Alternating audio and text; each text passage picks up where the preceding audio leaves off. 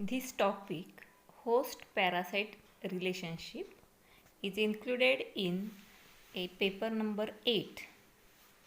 In this semester, we are going to study this chapter. The host are the animals which lodge the parasites. They are larger than parasites in size. The hosts are of different types and their relationship with parasites also have variety of patterns we are going to discuss in this chapter. The types of hosts are as follows. First, primary host, also called as definitive host. Second, secondary host, called as intermediate host. Third type is a reservoir host, and fourth, vector. We see the first primary host, that is definitive host. It is the host that harbors the adult stage or sexually mature stage of parasite.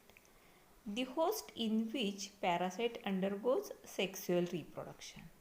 Means in this host's body, the parasite shows its maturity and then it infect or enter the next stage. For example, man is primary host for Wucheria bancrofti. Next example is female Anopheles mosquito is primary host for Plasmodium vivax. The next type shows the opposite condition. The primary host, that is a female mosquito, we are studying this malarial parasite Plasmodium vivax. That Plasmodium vivax is developing into the body of mosquito, and the mature stage of this Plasmodium life cycle is enters into human's body through its saliva, and then the next cycles, that is larval stages of Plasmodium, are developed into human body. First it enter into liver, then the blood cells, and finally again it enter into mosquito. In this way, the primary host of Plasmodium is this parasite, this mosquito. Next type is secondary host, that is intermediate host. In this case, the host harbors developing or larval immature stages of parasite, opposite to the above example. That is, the parasite undergoes asexual reproduction in the secondary host. For example, man is secondary host for Plasmodium vivax because the larval stages of Plasmodium develop into man's body, and female Culex mosquito is the secondary host for Wucheria. Third type is reservoir host. It is the host that lodges the infective stages of parasite in its body when the main host is not available. In the reservoir host, the parasite neither undergoes development nor causes any disease. For example, monkey for Plasmodium or the antelope for a trypanosoma. The types of hosts maintain the chain of infection, and for that purpose such all types of hosts are essential. There are the different modes of transmission, then portals of entry of parasite into host's body. It selects the susceptible hosts, then there are infectious agents are also present, and if or many times if there is no host available, reservoirs are there. Many cases, many parasites are living in a reservoir and causing infections, and after getting a portal of exit, then again enter into next host. Fourth type is vectors. Vector is an organism which transfer the infective stages of parasite from main host to another. This vector is a only vehicle which transfers the infective stages. These are of two types. One is mechanical vector, another one is biological vector. This mechanical vector which transfer the infective stages of parasite, but no part of parasitic development takes place in it. Means in the body of vector no any development, only transport is there. For example, house flies, cockroaches in case of entamoeba. Second type of vector is biological vector. It is the vector in which parasite undergoes a part of development before it gets transferred to another host. Means these vectors biologically play role, biologically gives protection to the parasites. For example, female Anopheles mosquito. In case of Plasmodium, some stages became mature in a Anopheles mosquito, and the female Culex mosquito in case of Wucheria. These are the biological vectors. These relationships in between host and parasite is also called as symbiosis. Symbiosis is a relationship which exists between two organisms. There are three types of behaviors observed in symbiotic relationships, namely mutualism, commensalism, and parasitism. These symbiosis relationship include maybe similar species members or different species members, and likewise. First one is mutualism. The term mutualism can be simply defined as a relationship in which both species are mutually benefited. This relationship can either be within the species or between the two different species, means interspecific or intraspecific. The species with this relationship is termed as symbionts. Mutual relationship is seen in all living organisms, including human beings, animals, birds, plants, and other organisms like bacteria, virus, fungi, all that. Mutualism is a sort of symbiosis. For example, ants live and feed on a nectar of acacia tree. Here ants are the mutualists and acacia tree is the host. The acacia tree provides home and food for the ants, as they have hollow, huge thorns, homes for the ants, and yellow swellings on the leaves, food for the ants. In rivers, ant acts as a guard, attacking insects. The ant protects the tree from grazing animals. Many examples are present in environment which show mutualism. Out of that, few examples are in this diagram. The example of acacia tree is seen in this diagram in lower left corner. And well-known example which is seen in a left upper diagram, that is flowers and insects. Insects get nectar and flowers or plants get a pollination. This is also mutualism.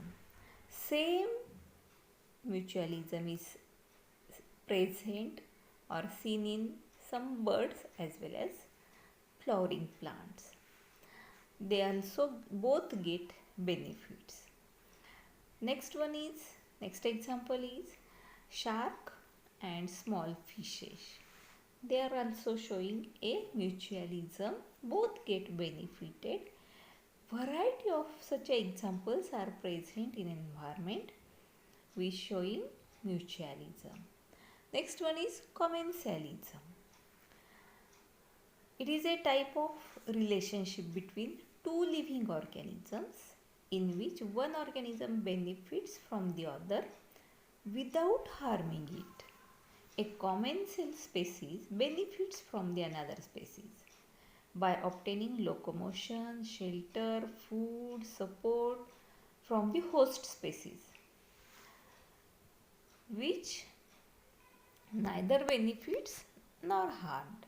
Means the relationship between two members, one get benefit, another get no benefit, no harm.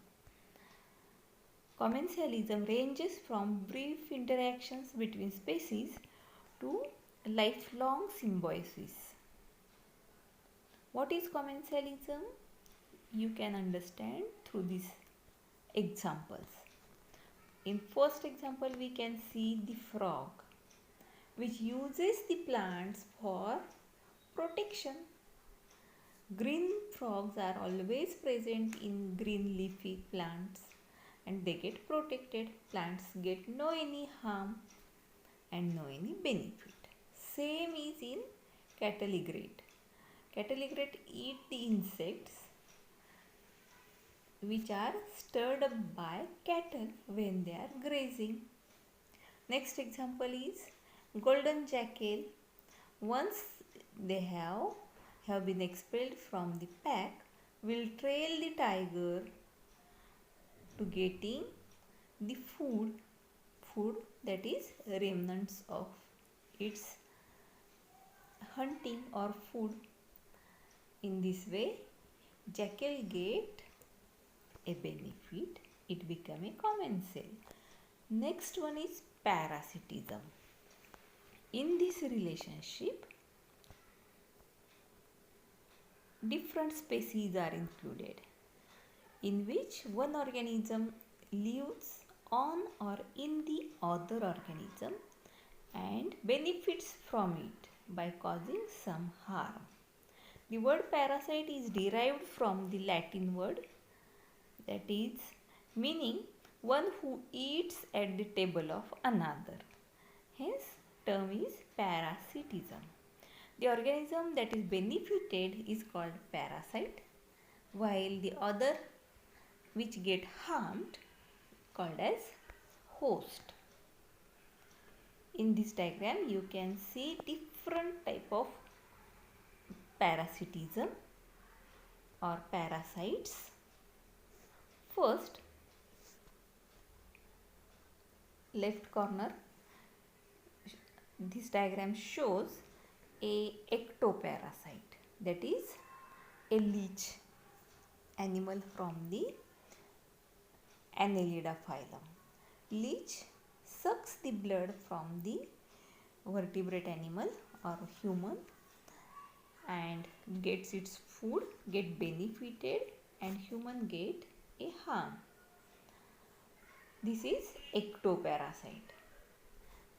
Another one is parasitism is relationship between the mosquito also. Mosquito get blood which is sucked by its mouth parts and get benefited.